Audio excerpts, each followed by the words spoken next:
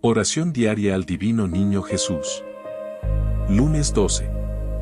Amado Niño Jesús.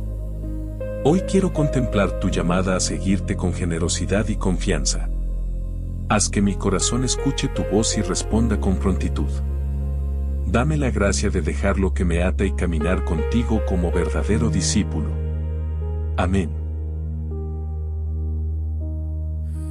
Reflexionemos. ¿Estoy dispuesto a dejar mis seguridades para seguir a Jesús con fidelidad? La fe nos invita a escuchar la llamada del Señor y a responder con valentía, sabiendo que Él nos hace pescadores de hombres. Que el Divino Niño Jesús nos bendiga con amor.